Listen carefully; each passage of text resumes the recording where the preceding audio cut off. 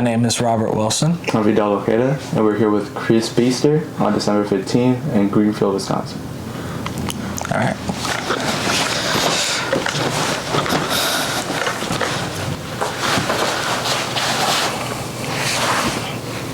So, you want to just jump right into it? So, what was it like growing up in Milwaukee? Like, let's just get a basic. Well, first of all, I was born in the house on 21st Street. The doctor used to come to the house for house calls. My mother was born in that house, and I was born in that house. It wasn't until 1949 that my mother actually went to the hospital to have a baby. So we grew up there. My grandmother owned the house. It was a flat. It had an apartment upstairs that she lived, and she always had a roommate living with her. And my sister and I had a small bedroom, really about the size of a closet. We had bunk beds in there and one small dresser.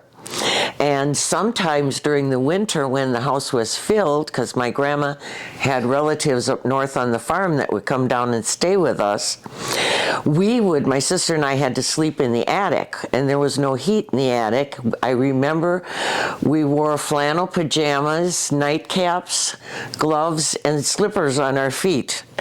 And we were under at least 2 quilts, because Grandma used to make quilts in the basement. She had a big weaving loom and quilt frame, and her friends would come over and they'd make all the quilts. She used to make our pajamas, and mostly a lot of things we made were handmade, things we wore. And also down in the basement we had an old-fashioned wringer washer, so you had to put the clothes in the machine where they'd agitate, but then when they were ready to be rinsed, you'd put the wringer over the sink and start it, and it would wind the clothes through into the rinse water in the tub. Then you'd do it again, you'd move it over and rinse it a second time, and then you'd hang all the clothes out on the line because nobody had dryers. And my dad used to hunt, so we had a freezer in the basement where they put the meat, and they had a garden because Grandma would put a lot of preserves up and vegetables and things like that. When it was time to go to school, we walked a block away to the Christian school up on the corner, and I think there's a picture of it that I gave you of that. They had German services too. Grandma went to the German service, we went to the English services. And the playground was in between the church and the school, and it's like our social lives revolved all around the church. We were there for all the special occasions.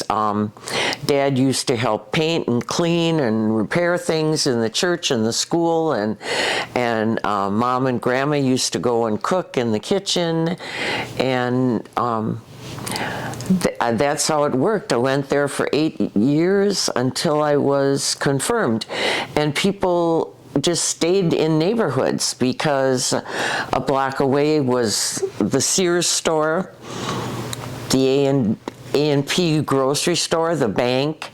Everything you needed was about 2 blocks away was a movie theater, and dime stores. The Woolworths dime store was next to the Sears. Everything was handy. The buses to go downtown. Sometimes we'd walk downtown. We did more walking than people do today. Went to a natatorium and went swimming. That was in the neighborhood. That was when we learned to swim. And we went to the libraries. So was there more of like a focal point that your life was like centered around? Yes, I'd say the church. I'd say the church and the school, because years ago that was a big deal with families. Mm-hmm. Your entertainment, the men, we had a bowling alley that they used to use, and they used to play something called dartboard or something. The guys would play, or they'd play cards, and the women belonged to the ladies guild, and they'd make things for people in the congregation that needed extra clothing or things like that. it worked out really good. And one of my aunts worked at the Sears store up at the corner. My dad worked for Schlitz Brewery, which isn't here now, but that was one of the big breweries downtown. Schlitz, Miller, Pabst, and Blatz. What did your dad do for Schlitz? He would check the bottles. He was on the line watching the bottles when they went by, but also because he was smaller, he could climb in the big, I forget what they call the tanks that they held the beer, because the opening was small, and when they needed them cleaned out, he'd climb in there and clean them out. Yeah, because he could fit in and out of there all the time. And the guys were allowed to drink beer on their breaks and lunch hours. In those days, they could. That was just no problem, if they wanted to do that. And then, did your mom do anything for work? Yes, my mother was a maid. She used to work from like 12 to 6 every day. My dad worked second shift, so my grandma stayed with us. My mother worked for Fay Macbeth, whose uncle owned the Journal. And if you go down to the big library down on Wisconsin Avenue and you go into the children's library, you'll see part of that was dedicated by her foundation, the Fay Macbeth Foundation. And she worked for I'd say at least 30 or 40 years at the Cudahy Towers downtown, which is still down there. There's a real popular, famous restaurant on the first floor. It's, I think, a French restaurant. And that was where the bus would take us when we'd go down to meet her. That was the end of the line at the old Chicago Northwestern Railway Depot. I gave you a picture of that. Mm-hmm. Then my mother would walk down the hill. We'd walk up the hill and meet her. And sometimes on summer days, we'd go down, we'd pack a lunch. My sister and I would play at the beach all day and then walk up to meet Ma after work. They didn't have to worry that anybody in those days that your kids would be kidnapped or anything like that. We'd spend the day down there. And we were in grade school when we did that. We weren't like teenagers. Mm-hmm. So that was interesting, I thought. And the time that I told you when the bowling alley caught on fire. I think I was around 10 years old. We had everybody left early that day, and we spoiled the surprise. We came home, and they were moving the piano into the house, and they wanted to surprise us that night. And that's when we all started taking piano lessons. Yeah. So, I guess that brings us kind of to what was school like back then? You said you had a bowling alley in the basement of your school. Basement, yeah. Well, I just think of kindergarten, where we had chocolate milk, white milk, and orange juice, but they'd always put it on the radiators, so it was warm by the time we got to drink it. But anyway, first and second grade, Mrs. Felton, that was our teacher. I still remember her name. She was very strict, and also they were allowed to wrap our knuckles with rulers when we were misbehaved. That was allowed in those days. I know that's not allowed today. And we had substitute teacher for 5th and 6th grade, so we were, sometimes we get rowdy, because the substitute didn't always know any better, and we could sneak out of the room in the coat room and things, and we weren't supposed to do that. But I do remember in the 8th grade when the Braves were playing to win the World Series, we were allowed to listen to that. We all listened to that while we were at school, because that was pretty exciting. Yeah, that was very exciting. Yeah. And also there was, right on the corner was a grocery store. Across the street was a tavern. And on the other side was a summer sausage, a sausage dealer like Usinger's. It was called Zemer's. And they had wooden floors, and when you go in there, it smelled so good because they had all the meat hanging from the ceiling, the things that were smoked and cooked. And when my mother sent me over there with the list, he'd always give us a hot dog to eat on the way home. He'd give us a fully cooked hot dog. And I do remember that. Was it more common for things to be a little bit more local like that? Yes, because the movie theater was only 2 blocks away. We used to go to that. That was also part of our Christmas party when we were kids. My dad worked for the brewery, and they would have a showing at Christmas just for the kids. First we'd have cartoons, then we'd have a cowboy picture, and then as we left the theater, Santa was there, and he'd give us all a stocking full of candy. Yeah, I remember that. That was pretty neat. It's first TV that came into our home, I think I was 8 years old, so I would have been in 3rd grade. It was a little tiny TV about this big, and we all watched it. We watched the Milton Berle show and Sid Caesar, and you know, you're all sitting there hovering over the TV trying to see it because it's such a tiny black and white screen. Oh, and Saturday mornings were great because that was all cowboy pictures. We watched The Lone Ranger and Roy Rogers, yeah, that, and Mighty Mouse, yep, that was a big deal. So what did you guys do for fun before TV, aside from that? Oh, we listened to radio shows. We did used to listen to Little Orphan Annie on the radio, and I remember my mother used to listen to the mysteries. One was The Shadow, and yeah, she loved to listen to the mysteries on the radio. And so we would do that, and we played games. We played board games or card games or checkers.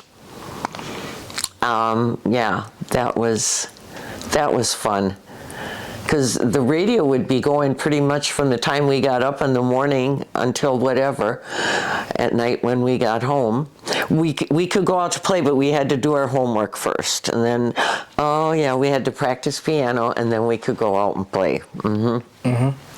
What were some of your other hobbies? I know you mentioned doing archery.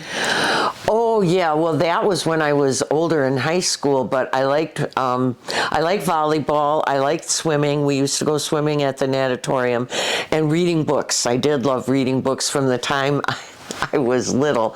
And in the summer we would go because they'd have clubs for kids who like to read. And if you read so many books, then you got some kind of prize at the end of summer. Mm-hmm. Don't remember exactly what it was, but it was fun. It was fun.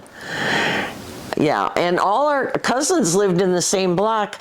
My mother's brother lived, one of them down the block with all my cousins. The other one lived across the street. We all lived in the same neighborhood. So holidays were always spent together at one house or another. Was that a unique thing with your family, or was that pretty normal? I think that was a lot of families. If you lived close to one another, you would spend more time together. I know in the summer when it got really hot, they had these tin pails they would fill with water, and we'd sit in them when we were little to cool off. We thought that was really, really something special. Yeah, it was, we played with the kids in the neighborhood also.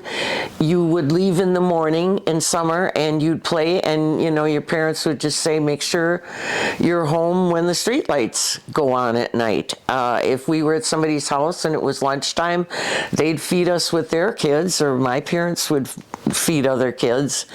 You know, anybody was welcome. So it was very open. People were welcome anytime they stopped by. They didn't have to make an appointment. Yeah. So do you think there was anything, like, what made your family special or unique compared to the other families that you lived near?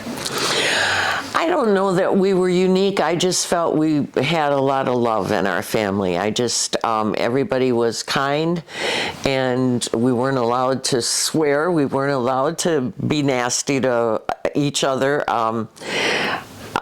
Even brothers and sisters, it's too bad if you don't like each other. You better grow to like each other, because we're gonna be together and we're gonna get along.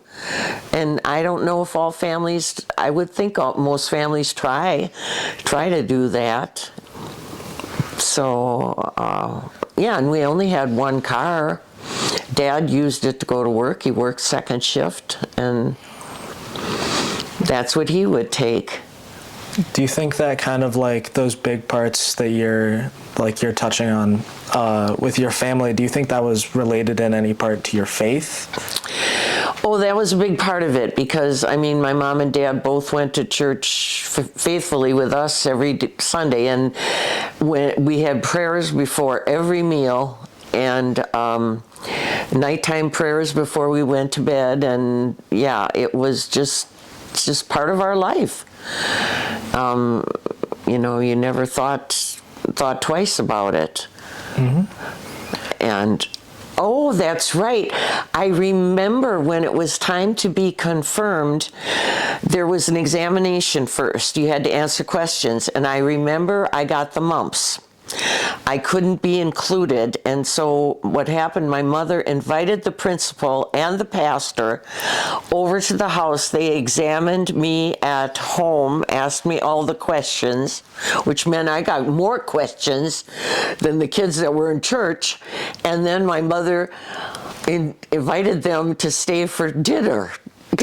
So I had to sit next to my principal and eat dinner. Needless to say, I didn't eat very much. I was nervous. Yeah, I can imagine. Mm-hmm. But so what was church like? Was it different to how it is today? No, actually it's been the one constant in my life. It's been the place that I can pretty much always count on things being even keel, everybody being friendly, just a place where you can actually feel peaceful and get away from all the worries of the week and just remember what you really are here for. And so I love going. I miss it now that I'm getting mature, because sometimes it's hard to get there when the weather's bad. So I don't go as often as I used to go, and I do miss that. So, yeah. What church did you and your family go to? Oh, Zion Lutheran Church on 21st and North. It was, yeah, it's the one that I gave you the picture of. We went there for, well, I did for 20 years. I'm sure my parents went there longer. And then they moved out to Brookfield. And then my parents, we moved to a different neighborhood, more around 74th and Burleigh. And then we joined St. Matthew's. No, we joined a different church. There was a church a block away, a Lutheran church that we joined, and I can't remember the name of it. Yeah, I don't. St. Paul's. Pastor DeGalley, I do remember his name. Yes. But that cuts off the whole high school, because we were still on 21st Street when I went to high school, and that was Milwaukee Lutheran High out on around 97th and Grand Tosa, near the Greek Orthodox Church. Mm-hmm. That's the high school. I was supposed to go to Custer. We were in the neighborhood of Custer, but my grandma offered to pay my tuition to go to Lutheran High. Now, in 1960, the tuition there was $150, which was big money back then, and my parents couldn't afford it, so my grandma said, I'll give you the money for her to go to school. And I remember the year I graduated, in 64, it was $300 a year, the tuition. And I also remember I found the receipt. I joined the History Club in high school, and we took a tour of Washington, D.C. We went to the White House, the Treasury, where the money was made. We went to Mount Vernon. We went to New York City. We went to a play on Broadway. We did a lot of things. We were gone for a whole week. We took the train. The whole trip was under $200. Think if you made a trip like that today. Were those trips common, or was that something? Every year the History Club would have a trip. And it just happened that year it was, I think they usually went to Washington, D.C. and New York. I think because most of us had never been there. And we were all 17 or 18, and that's where we ended up going. And it was pretty exciting. It was really fun. I still remember parts of that trip. We also went in the The Statue of Liberty. Went in the Statue of Liberty. You could go all the way up to the crown, but you couldn't go up the arm. Yeah, the arm was closed off, but you could go all the way up to the crown. Yeah, that was exciting. Yeah, I thought that was really exciting. But we had to take 2 buses, city buses, to get there from where we lived. That was quite a ways to go. And So you guys went by bus. we went by bus. Is that common? Yes, in those days it was pretty common. I mean, because like I say, the family only had 1 car, and that's what Dad used. And I don't think I got my first car when I was maybe 25 years old. I think that's how old I was when I bought my first car.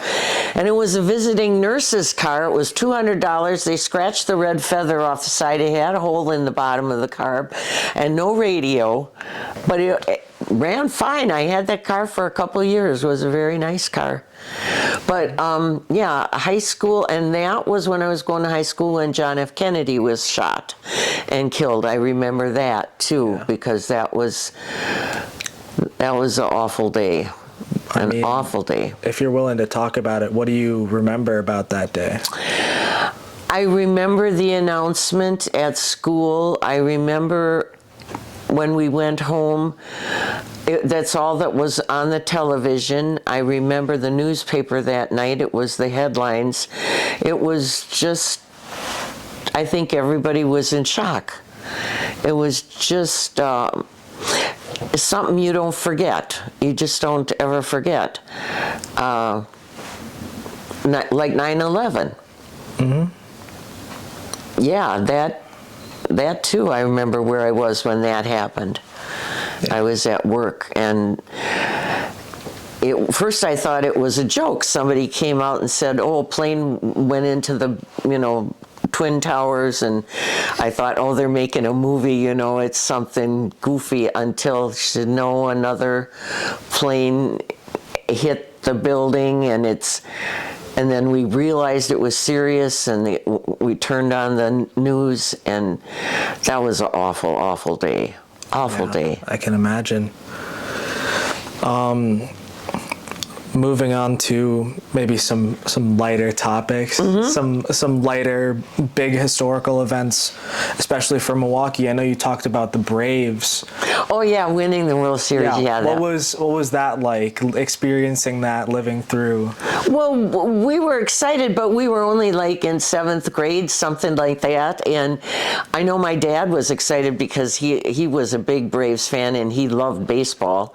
In fact, one of his cousins played for the White Sox. Happy Felch, his name was Oscar, but they called him Happy Felch. He played, for the Chicago White Sox, and so my dad, they used to play baseball a lot. He grew up in Grafton, and they worked at the Paramount Record Factory in Grafton. At that time, there was a record factory. And they had a lot of famous singers, blues singers from the time that came there and made records. Louis Armstrong was one when he was very young. In fact, down in Grafton, they have like a monument to the Paramount Record Factory in the middle of Grafton. And it's just kind of interesting to go down and look at that. Yeah. So I forgot about that. What was it like when the Braves left? That was a sad day. It was a sad, sad day. It was. We missed baseball here. We did, and it was so nice when the Brewers came back, when they got a team again. Yeah, I like that because that's a game I actually understood. I mean, I enjoyed it, and so we still, or I've gone to some games. Let's see, 3 years ago when my sister turned 70, she rented a suite at the stadium, and we went for the baseball game, and that was a lot of fun. A lot of fun. So kind of similarly on that topic of big events in sports, what was it like when the Bucks won in 1971? When the Bucks won the championship? You know, I don't think I was living here at the time. I think I was either out in California or I was down in West Virginia. So I don't recall that as much as maybe somebody else would. I remember when they took the old Chicago Northwestern train depot down, I thought that was very sad. I thought they should have left that standing as a historical monument because it was a beautiful old building. But they didn't get the financial backing to keep the building. I thought that was sad. Yeah. Although I love, the Calatrava and what they've done there. I remember also when the museum was in what now is the library down on Wisconsin Avenue. I remember that, going in the main doors and being welcomed by the elephant. It was right there by the main door. And I used to love going to the museum. And when they turned that into the library, later in life, I worked there. I used to go in all the different corners and think, am I going to find something from the museum? I never did. That was moved across the street. And when I had jury duty at the courthouse, they gave us a pass. We could go to the museum on our lunch hours, and I used to do that and go always look at all the, exhibits at the museum. Just always did like things like that. Yeah, so I do remember that. Yeah, the lakefront looked quite different years ago. Yeah. So, did you spend a lot of time on the lakefront? When we were young, yes, we did. Growing up and picnicking down there, and yes, we'd go down there a lot with our parents. And I used to go to all the July 4th or July 3rd fireworks that Schlitz used to put them on, and they used to put on the July 4th parade that I would go to. And I remember the years when the Mummers came from Philadelphia, and that was a group. They were an orchestra, but I don't know why they were called the Mummers, but they wore these feathers. They were huge, like big feathers sticking out of all ways, marching down the street. It was just beautiful. Yeah, it was just beautiful. I remember that. And the 40-horse hitch they had, and oh yes, that was a lovely, lovely parade. We used to go take the kids when they were little to the Santa Claus parades downtown and go to the folk fair, and yeah, and state fair, all that. Yeah, a lot of fun. Would you say those like social events and that like social aspect was a lot more important? When I got older, yes. When I got older, it was, yeah. It was always fun, but we'd always do it together with friends or family. So on the topic of like big social events, I know you mentioned seeing Elvis here. What was that like? Oh, yes. Oh my goodness, was that something. The whole place was packed, and it was from young kids to grandmas that would be now my age. But at the time, I took my teenage niece, Stacy, who's living in Maine, and yes, I went, and I remember he was throwing his scarves out to everybody, and people were, it was fantastic. It was just fantastic. We all loved it. And I remember when the Beatles came, Grandpa was an usher down at the old arena for the Beatles when they were here, and he said, we were dragging out fainting girls left and right who were fainting and screaming and passing out. He said we had to drag them out. But yes, so those were pretty exciting times, yes. Yeah, so it's two obviously very big concerts. Do you have any experiences with like Summerfest that stick out to you? We used to go to Summerfest from the time it opened, yes. When it was first opened, when Phil Donahue used to be down there with his show, and when Huey Lewis came down with his band, and who was the other one who played Oh yes, went to several concerts down there and enjoyed it thoroughly. But it's grown a lot since then. It's gotten a lot bigger. We'd take the bus down too. We'd leave the car at the park and rides and take the bus down there for things like that. And we'd go down for the circus fireworks too. We would go down and watch those. Because the circus wagons used to pull in down around the Summerfest grounds. That's right, before then. And we could go check it out, look at all the animals and things and get cotton candy, whatever. And then at night we'd put our chairs up and we'd watch the fireworks. That was usually around August, the beginning of August sometime. That would go on. Yeah. Okay. Oh yeah, and we took the ferry across Lake Michigan over to Michigan. Yeah, that took all day.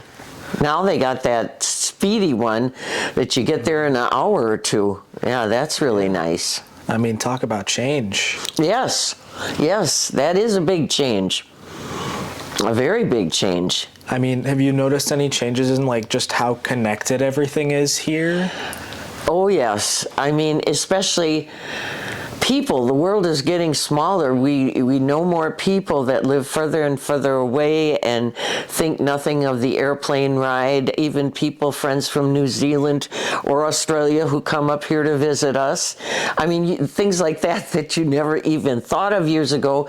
It was a big deal getting up to my grandma's. Her sister had a farm up around Manitowoc. We used to go up to the farm. That was a big deal. They'd let us kids, we'd have to get the eggs from the chickens and slop the pigs, and yeah, we had to do stuff like that. And we never thought anything of it, but there were a lot of kids that never got out of the city. They didn't know what it was like on a farm.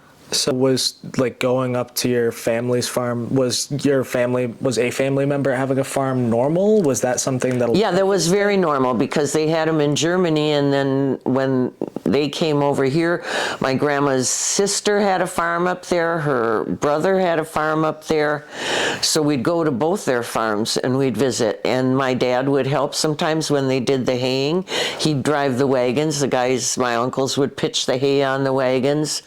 Yeah. And everybody worked together to help them. Yep.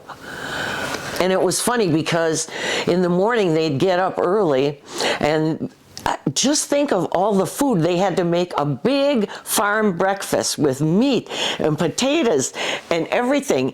And it was my grandma's sister's husband, his father, was there, and he was from the old country, and he used to sit at the end of the table. He ate everything with his knife, including his peas. He'd get his peas on his knife, and it didn't drop a pea. They all got in his mouth. That fascinated me watching him eat. I can imagine. Yeah, he never would miss. I couldn't do that. Yeah, so backtracking again, I know, just going back a little bit to school. Yeah. What was something like unique about your time in school? Did you take any like interesting classes that maybe we wouldn't have now? Well, I know when I left Zion grade school in 8th grade, I was a salutatorian. I was the second highest, whatever. Okay, so I had to give a talk. That made me a nervous wreck, talk in front of all the parents and everything. I had dreams about that, not always such good dreams. And anyway, then I went on to high school. I liked high school because I liked being able to change rooms for each course. I liked that. It made the day go fast, but we had to take, as you do, we had a religion class every day in school that you had to take and you had to pass. And I took German for a foreign language, and I took the math and science classes because I had always planned on going into some type of nursing. And so I did take those classes. Chemistry, even chemistry. Yeah, I think I did burn something with the Bunsen burner though once. But anyway, yes, enough of, yeah, but I enjoyed it. It was a nice high school. I didn't get in the choir, but I liked the volleyball, the archery, and the baseball. And swimming. We had swimming. Mm-hmm. Yeah, I love swimming, but not first period. Always first period after you get all ready for school and you got to go swimming, and then your hair looks like a rat's nest the whole rest of the day. That's not so good for girls. Maybe guys it's okay, but not for girls. Yeah. So you mentioned taking German. Was that something normal? Yeah, we had foreign languages. Yeah, you could take, I don't know about French, but I know we had German and Spanish. I don't know what else we had, because I think at that time I thought my German teacher was like 80 years old. She wasn't really, and she was probably a very nice lady. Probably a very nice lady, but you know, when you're a teenager, you don't look at things in the same way. Yeah, but I'm specifically German. Was there did you see that kind of aspect of German heritage? Yes, culture? because Grandma spoke German and she'd yell at me in German sometimes. So this way I got to know what was being said. Yes, I figure it was good to know what was happening. Yeah. And she went, you know, but German was quite popular. Even the schools had German when I was small, but then after World War II, that stopped. They took that away, you know, after World War II. That was just not acceptable anymore. Yeah, so I know you've lived around places, but did you see any difference in anti-German sentiment here versus other places you lived? No, I just heard of it from one of the teachers who was German, who was a little girl at the time.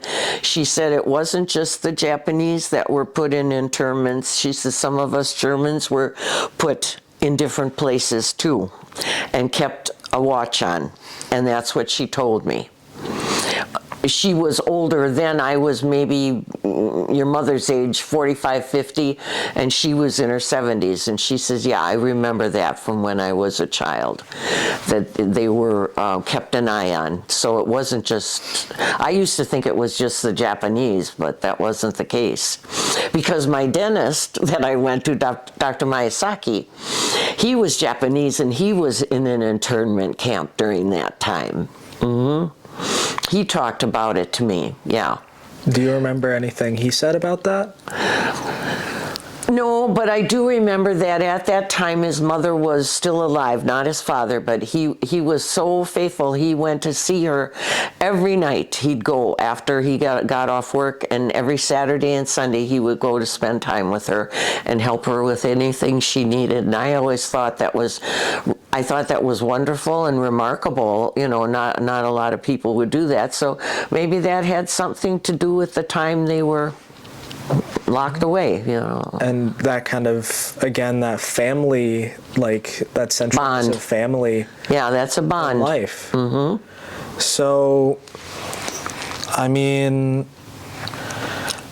let's go on to some historical events again, just touching on what it was like living in Milwaukee with it being the only major city governed by socialists. Did you notice any of that at all? You know, no. It's when I grew up and I started studying it, I thought, wow. The only thing I recall when Mayor Meyer, he was mayor for a long, long time, and there was a police chief that worked under him named Breyer. And those two, they ruled the roost around here for a long, long time. But I was young, and as long as my life was carrying on as normal, I didn't pay as much attention to what was going on as I should have been more involved, but I wasn't. I think because I married young too. I was only 18 and I married, and he was a serviceman who was from down south, and we moved to California because his ship was stationed there before he went out to Vietnam. Mm-hmm. So I didn't pay as much attention to Milwaukee. I mean, I'd listen to my parents, but in those days the Democrats were for the working man, because I remember my dad would always, he belonged to a union, the Brewery Workers Union, and they were told to vote Democratic because they are for the working man when I was young, and the Republicans were for the rich people, which is not the same anymore today, that's for sure. But whatever.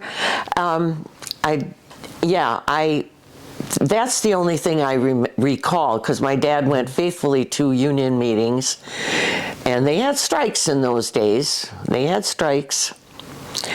But other than that, I was living my life.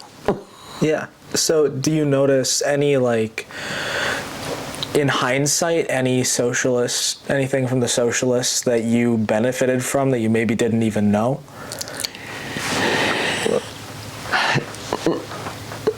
Not really. Now, see, I wish I could have delved into that, but no, nothing that sticks out in my mind. But as I say, I left town at 18 and didn't come back till I was in my mid-20s, and then I got married again. Yeah. And moved up north to Oshkosh, and I got pregnant with Auntie Wendy. So my life was kind of small maybe at that time. Was that pretty normal? For women my age, yeah. I mean, some went to college, but we didn't even think of going to college. We knew, first of all, our parents couldn't afford it. We couldn't afford it. And the first thing we do is go out and look for a job. When I was 18, I got a job at the finance company. When I was 16, I got a job at the Lutheran home on 76th and North, working in the kitchen and scrubbing pots and pans for 85 cents an hour. That was my first job, and we'd work split shifts on the weekends, and we'd work nights after school. Then I got my second job at the drugstore, and after that, I went and got a full-time job at Beneficial Finance in Milwaukee. I still didn't have a car, but two of the people I worked with would pick me up every morning and take me to work and drop me off at night. And then I got married and moved to California. And then I lived in San Diego, and we chose not to live on base. So we had a little apartment with two windows. One window looked out onto a circular parking lot where the cars would go around up and up and up. The other window looked out on a brick wall, and it was a one-room apartment. The wall had a handle. You pull the handle on the wall, the whole wall turned around and the bed came down, and that's when you slept on it at night. Put the bed up in the morning, turn the wall around, and then you were back into your apartment. And that was just a little one-bedroom apartment up at the top of a hill. Yeah, I remember it was a real steep hill. Yeah. Definitely unique. It was. And then I took a job there, right down at the bottom of the hill at another finance company, and I worked for them while we were in California. So you worked a lot in finance during your career? Yes, I did. I worked with money and finance all my life, not intentionally, but that's where I was put. And it was always, yes, I worked for the city of Milwaukee, and I worked for the payroll department for them, and I worked usually in the accounting department at Mayfair at the men's clothing stores. Yeah, I don't know how that happened, but it seemed to just work out for me. Mm-hmm. Yeah. So what was it like working for the city, for Milwaukee?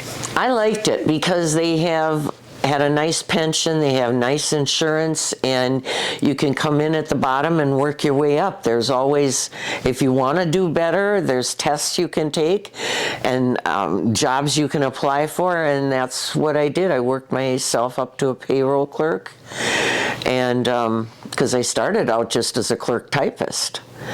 And so that was nice. I was with them for the longest. That was till I retired. I was with them for 14 years, yeah. But I liked working for the Department of forestry, that was a state job though. Yeah. But they transferred me when we lived in Oshkosh. They transferred me up there. I worked. I had 2 blind counselors, and I would drive them to all their appointments to meet with people. And I typed on a Braille typewriter because they could only read in Braille. And yeah, it was very interesting. Yeah. I liked doing that. And we were right next to the Y, and our lunch hours, we'd go swimming over at the Y on our lunch hour. We were lucky. Yeah. And the pace, I noticed the pace was slower in a small town. Mm-hmm. So you said you worked for the city and the state. Did you notice any like major differences between working for the city of Milwaukee or the state of Wisconsin? No, the state had very good benefits also. I had tested for the city, the county, the state, and the federal. I didn't care. I thought if I can get in one of them, I would. Could we stop for a minute so I can get a drink? Yes. Yeah, I know it's a lot of talking. Yeah, well, that's okay. How long I've been talking? Oh, probably, I don't know what time we started. Yeah, I don't know either. Oh, no, just wait. You can go ahead. I gotta wait. I gotta get the blood flowing in that other leg. Yeah. So, what was it kind of like being a woman in the workplace when that was kind of starting to be more normalized? Right. Well, I remember when we first went to work, we had to wear dresses or suits with skirts. No pants were allowed. If we had children at home and had to take off for them, it was usually we'd have to take a day of vacation or say we were sick, because that was also frowned upon, to take off too much time for your children. They didn't even like to hear that maybe you were newly married. They were worried you were going to have a baby and have to take off work. And women used to be the ones to come in and make the coffee and take care of all the minor details. Also, we were allowed to smoke at work. We were allowed cigarettes at our desk, and that brings me to another point. The only reason I talk about that is because I never smoked till my husband, we were stationed in Norfolk, Virginia, and my husband was driving a vehicle in the Chesapeake Bay. He was in the Navy on duty at the time, got hit by another vehicle and lost an eye in that accident. And we were all very worried, and my girlfriend smoked, and she said, "Here, have a cigarette, that'll calm you down." Well, it did. It also got me addicted, and I started smoking, and I smoked, I think, for about 20 years. I smoked 2 packs a day by the time it ended up. And so therefore, we were allowed to smoke at our desk. But then later that all changed. They said, you don't have to wear skirts anymore. You can wear pantsuits. We could wear pantsuits, not just a blouse or a top and pants, but it had to be a matching suit. We could wear that. And then they took the cigarette smoking and said, now you can only smoke in the bathrooms. You cannot smoke at your desk anymore. But after the bathrooms started to smell like you know what, they finally took that away then too, you know. And then later, after the pantsuits got to be a regular thing, then they'd have casual day. Now you can wear khakis, or you can wear, you know, they started loosening up on that for women. And now I like to think there are some places that are more flexible about children when you have children, especially for single parents. It's very hard for single parents that have to worry about their children and hold down a full-time job at the same time. So I think those are some major issues that still have to be resolved for this country. I think they still have some work to do on that. Yeah, definitely. Mm-hmm. But so, I mean, I guess that brings us to raising a family. What was that like, being a working woman and also raising 2 kids? And yeah, it was, we lived in an apartment for a while. My husband was a draftsperson down at Telsmith, And he, I had a job part-time for a while with a company called Marshall Fields, which you've probably, Montgomery Wards, excuse me, it was Montgomery Wards. You probably never heard of that, but they used to have stores, then they had catalog. I worked in the catalog area where people would call in orders and they'd get mailed to them, kind of like Amazon is today. And then we had 2 bedrooms. The girls had to bunk together in 1 bedroom, and it wasn't easy making ends meet.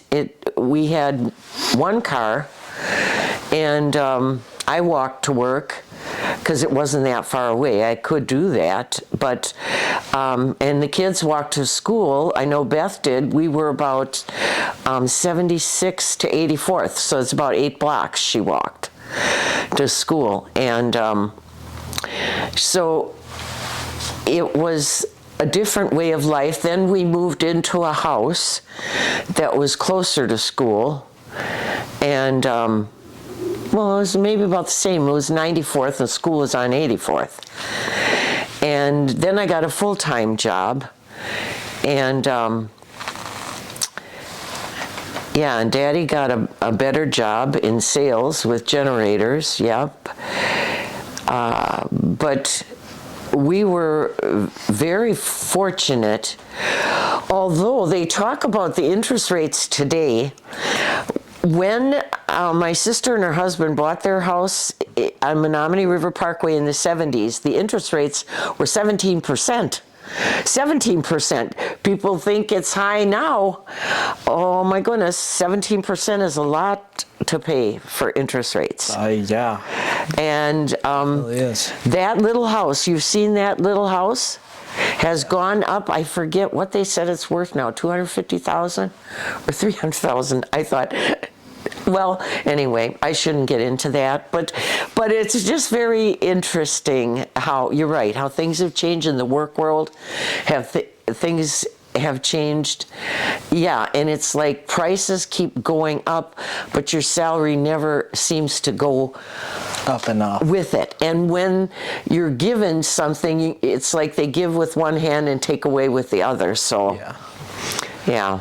So, how was your childhood different from the childhood that you gave your children in aspects of Milwaukee? Oh, I think every parent tries to do more for their children than was done for them. And sometimes they feel bad. They think of the things that they had to do without, and they think by giving more to their child, it's going to make for a better life for them. But that doesn't always necessarily work out that way.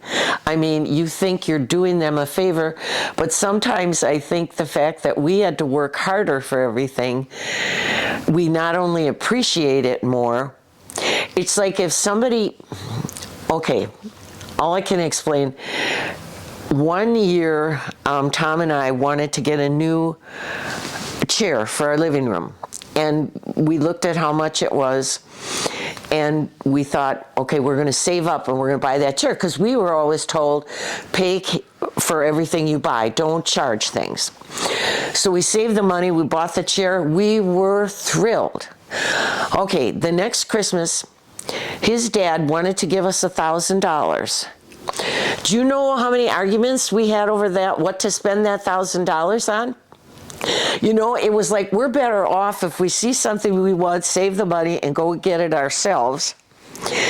And I hate this, thoughts come and go so fast, because it's just like, you appreciate it more. You just appreciate it instead of fighting about, to go and work for it. It just always meant more. Oh, here's where we got in trouble. Because we paid cash for everything, we needed a different car. We never got a new car. So we thought, we're going to buy a car, we're going to get a loan. Nobody would give us a loan because we never had a loan before, and we paid everything cash. So the only way we could get a loan, we went to a friend of ours, Greg Larson, who worked in the loan business at a finance company, and he got us a loan, and he said, please don't pay this off right away. Let the loan ride for a year so you can get a credit rating. So if you need another loan, you can get one. See how different that was from when we were little. It was save everything, pay cash for everything. Don't be charging. Don't be charging. Then we're told we're wrong. We should charge, and we couldn't charge. Yeah. I mean, that's goofy. I mean, that's definitely a very big change. Yeah, it is. Yeah, it is. And we tried to do more for our kids. I don't think we spoiled them necessarily. But I think every parent says that. Mm-hmm. You know, I know my dad came from a family of 11. None of them even finished grade school. Mm-hmm. I don't know that Grandma finished high school, my mama. So Evie and I finished high school. She went to 2 years of college and got an associate degree at MATC, and that's what Daddy did. He got his in photography there at MATC. But we didn't think about, it would just be too difficult to go on to college. Yeah. So it didn't even come up. I mean, you sent both of your kids to college? Yes, and the thing with Beth, because college wasn't as expensive in those days, she could work all summer full-time and make enough for the fall semester. Then we would pay for the January semester. Then she'd go to work all summer and pay for the fall semester. And that's the way she did college. And by the time Wendy came along,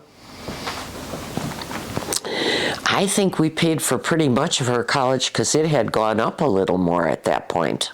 Mm-hmm. So what was it like seeing both of your kids be able to go to college and kind of see them be able to follow that dream? Well, we were happy about it. We were very proud of them, and we wanted better for them. We wanted them to get the jobs they, needed. Can we stop a minute? Yeah, I was about to. So, kind of jumping back a little bit earlier in your kids' lives, what was some stuff that you did with your family as a parent? Oh yeah, we used to go sled riding. I loved it. I used to take Bethy sled riding. I was pregnant with Wendy. We'd get on the saucer, I'd sit cross-legged, she'd sit in my lap, and we'd go down the hill. I loved it. And we'd make snowmen. I love making snowmen. I even did it after the kids grew up and didn't want to make snowmen. I think that was very much fun. You used to make tunnels in the snow. Used to make tunnels in the snow. I thought that was neat. There was like half a igloo. We used to, at Christmas, we would, play cards or board games. Like I said, Monopoly. I wasn't so good at Monopoly, though. I usually was the first one out. Yeah, it lasts a very long time. I don't know what I was doing wrong. But, no, we would take them to see, plays or whatever. As I said, downtown, I worked downtown. And when I would get off of work, when the kids were older, I volunteered to usher at the Riverside. So I got to see a lot of plays down there because after you ushered and everybody sat and the play started, if there was an empty seat, you could sit and watch it. So I got to see Jerry Lewis and Damn Yankees. I got to see Robert Goulet and Camelot. I got to see Singin' in the Rain. I got to see a lot of different plays, and I really enjoyed that. And I used to take the kids to plays when they were younger, and we used to go to the museum and the zoo a lot. We went to the zoo a lot. We have a beautiful zoo. I remember going when it was the Washington Park Zoo and Samson was alive and they had camel rides, and it was just in the park. It was a little zoo we would go to. We have a first-rate zoo now. I mean, as good if not, well, San Diego Zoo was considered first-rate. back in the days of Johnny Carson, and I'm trying to figure what years that were. But now, then we built this beautiful zoo. I mean, it's wonderful. I've gone there for things and programs. I used to like to travel around the state of Wisconsin and check out everything that is there. Door County, the Dells, I mean, up north around Madeline Island. There is so much to see in the state of Wisconsin. I went camping for a whole month when I was 16 out west. We camped all the way out west and back, and the rangers used to tell stories at night, and then they'd say, okay, let's take a poll, which is the most beautiful state, which is the second most. Wisconsin always came up as the first or second most beautiful state. And that always amazed me. But we're used to all the green and beautiful, the woods and hills, rolling hills. It is a beautiful state. We are so lucky that there's so much to discover here if you want to go looking around for different things, you know. Yeah, there definitely is. Yeah. So when you were raising a family here, did you notice anything about Milwaukee that you were able to take advantage of because you were here that maybe wouldn't have been as easy if you were living somewhere that you had lived in? Oh, there were a lot of things, and especially when the kids were younger, because they could go roller skating, there was so much to do because my cousins all grew up in around Wausau, and at the time they lived outside the city, and they didn't have half the stuff that we have for kids to do, whether it's joining a boys club or a club at church, or having movie theaters to go to, having the ice skating or the dancing. They don't have all that in smaller towns, and the things they would do were different, and sometimes not so beneficial to your health. I don't know how to explain it, but anyway, I think a bigger city affords more variety, and to keep everybody happy and busy.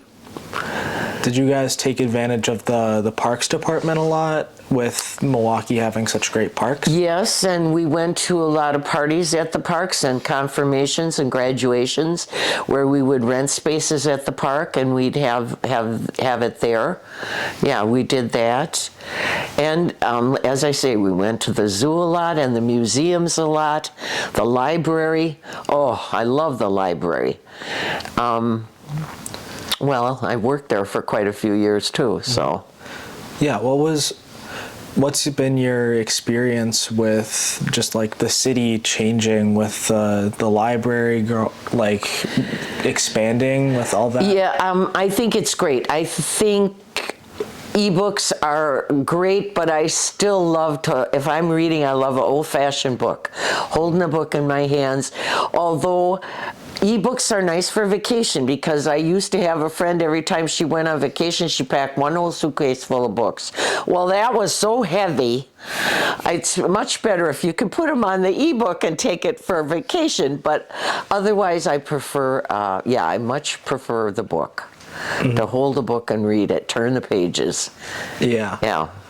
Especially with us having such a nice library. Such great facilities. Oh, we have beautiful libraries. You used to be able to even rent artwork to put on your walls at home. I don't know if they still do that, but they did for a while. Really? Yeah. And they do have tours of the library downtown, because the library downtown where I work, the big one, has 4 sub-basements underneath it. You think of that, I think of that movie Ghostbusters, but you go down into those sub-basements, it's rows and rows of books, and unbelievable. Unbelievable. Or things that are out of print, there was only one of, or so it's fascinating. They'll take you on tours. Really? Yeah. At least they used to take tours. Yeah. So, I mean, I guess let's just move on to what do you think are like some of the biggest differences that you see in the city, in your life, living? Well, the city keeps, it would grow more, but it's locked in by West Dallas, south of Milwaukee, and all those. Milwaukee's never, I know they would like it to grow more, but they have done a lot of good things. I mean, I look down at the lakefront, it is beautiful. Our lakefront is very beautiful, and I like that we have some skyscrapers finally, and I love the Calatrava. I mean, we do have some beautiful things to offer. I think was pleasantly surprised when I read in the paper after the Republican convention, or was it the Democratic convention? I think it was the Republican convention here. Yeah, how people loved it and were surprised. They didn't think it was, the kind of city that they would enjoy themselves in. I think we've done a lot of good things. I mean, if I were younger, I would take advantage of a lot more than I do now because certain things prevent that. But I would, I think Milwaukee's a great city to grow up in. And I just hope that everybody that takes charge plans a future it's good, all the elected officials plan a future that's good for everybody, helps everybody. Mm-hmm. I mean, yeah, that's a lot of what we had for a long time, and so hopefully we can keep having that. It's beautiful, yeah, and yeah, a lot of these buildings that they've built and refurbished, they look good. Mm-hmm. Yeah. But so how is living here different to living in, say, like San Diego? What are some Well, California is different because everybody loves everybody there. Even if you don't even know them, you'll love them. I mean, and they just have a different outlook on things. Midwesterners have a reputation, I know, but I just think it's a great place to bring up children. I think California is extreme. When you get to the coast on either side, there's maybe not the Atlantic so much as the west side. It's harder, unless maybe if you lived in Washington, the state of Washington, or Oregon or something like that. The state of Washington is the only state in the United States that has the rainforest. It's the whole rainforest, HOH rainforest. I think it's Alaska might have one, but it's a different kind of rainforest. That's the one I took the picture for you of, that big giant banana slug. Remember that big yellow slug? It was huge. That is a form of a rainforest, but there's different kinds of rainforest. Yeah. Yeah. Because then I was thinking, because I have a friend who went, there's a rainforest in Puerto Rico, I think. Mm-hmm. Okay, we don't have a rainforest here in Wisconsin, but it's still a beautiful state. Yeah.